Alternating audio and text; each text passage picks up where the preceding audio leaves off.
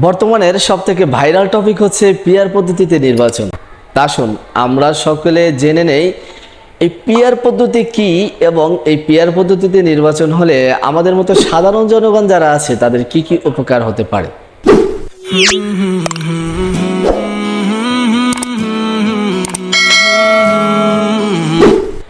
তো পিআর পদ্ধতি কি? পিআর পদ্ধতি হলো ভোটের আনুপাতিক হারে আসন বন্টন পদ্ধতি। মানে আপনি যখন পিআর পদ্ধতি চালু হবে তখন কোনো ব্যক্তিকে বা কোনো লোককে আপনি ভোট দিবেন না, আপনি তখন দিবেন আপনার প্রতীক, আপনার দল, আপনি যে দলকে ভালোবাসেন, যে প্রতীককে ভালোবাসেন, তখন আপনি তাদেরকে ভোট দেবেন। এখন বলতে পারেন যে হুজুর আগেও তো আমরা তাকেই ভোট দিতাম, কিন্তু আগে আপনারা ভোট দিতেন আপনাদের এলাকা থেকে, আপনাদের ইউনিয়ন থেকে, আপনাদের জেলা থেকে একটা লোক একটা প্রতীক নিয়ে দাঁড়াইতো, তারপরে আপনারা তাকে ভোট দিতেন। বিশেষ করে এলাকার ভিতরে সব থেকে বেশি ক্ষমতাবান যারা ছিল তারা ভোটে দাঁড়াইলে আপনি তাদেরকে ভোট দিতেন, বা আপনাকে জোর করে কেউ ভোট আদায় করে নিত, আপনি ভোট দিতে চাইতেন না, তারপর আপনাকে ভয়ভীতি দেখিয়ে এলাকার যারা আপনার নেতা ছিল, যারা আপনার এলাকার মান্যগণ্য লোক ছিল, যারা যখন নির্বাচনে দাঁড়াইতো আপনি ভোট দিতে না চাইলেও তারা আপনার কাছ থেকে ভোট কেড়ে নিত। কিন্তু এই পিআর পদ্ধতি চালু হলে এটা কিন্তু আর তারা পারতেছে না। কি জন্য? পিআর পদ্ধতি হলো কি, আপনার কোনো লোক থাকবে না, কোনো ব্যক্তি থাকবে না, সেখানে থাকবে শুধু প্রতীক, সেখানে থাকবে শুধু আপনার দল। আপনি যখন পিআর পদ্ধতি চালু হবে, আপনি যখন ভোট কেন্দ্রে যাবেন তখন শুধু আপনার পছন্দের দল কোনটা, পছন্দের প্রতীক কোনটা, আপনার কিন্তু তখন এইটাই থাকবে।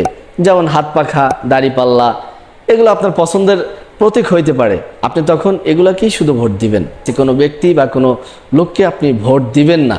এই জন্য আমাদের পিআর পদ্ধতি অবশ্যই জরুরি, কারণ ভোট কেন্দ্রে গিয়ে কেউ ক্ষমতা দেখাইতে পারবেন না, আপনি তাকে ভোট দিলেন না কেন কোনো ভয় দেখাইতে পারবে না। এই জন্য আমাদের পিআর পদ্ধতি অবশ্যই প্রয়োজন। এবার আসুন পিআর পদ্ধতি চালু হলে আমাদের কি কি উপকার হতে পারে। পিআর পদ্ধতিতে নির্বাচন চালু হলে নমিনেশনের নামে হাজার হাজার কোটি কোটি টাকা লেনদেন এগুলো সম্পূর্ণ বন্ধ হয়ে যাবে। পিআর পদ্ধতিতে নির্বাচন চালু হলে দেশীয় শক্তি এবং অস্ত্রের মহড়াগুলো বন্ধ হয়ে যাবে। যখন নির্বাচন আসে তখন দেশের ভিতরে মান্যগণ্য ব্যক্তি যারা আছে তারা অস্ত্র দিয়ে ভয় দেখায়, এটা দিয়ে ভয় দেখায়, সেইটা দিয়ে ভয় দেখায়, মানে নির্বাচনে জয় হওয়ার জন্য। তো এই দেশীয় শক্তি এবং এই অস্ত্রের মহড়া এগুলো সম্পূর্ণরূপে বন্ধ হয়ে যাবে।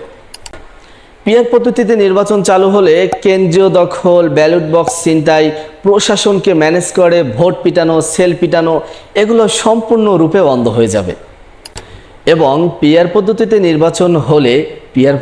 নির্বাচন হলে আমাদের দেশের মান্যগণ্য শিক্ষিত এবং ভদ্রনম্র লোকগুলা আছে, যারা উপযুক্ত লোক কিন্তু নিজেদের ঝামেলা জড়ানোর জন্য এগুলোর ভিতরে আসতে চাচ্ছে না, এই যে তারা ভদ্রনম্র শিক্ষিত লোক, তারা নির্বাচনে অংশগ্রহণ করার সক্ষম হবে এবং দেশ থেকে দুর্নীতিবাজ, চাঁদাবাজ এবং যারা ধর্ষণকারী আছে, দুর্নীতিবাজ আছে, চাঁদাবাজ আছে, সন্ত্রাসী যারা আছে, তাদের রাজনীতি ধীরে ধীরে বন্ধ হয়ে যাবে।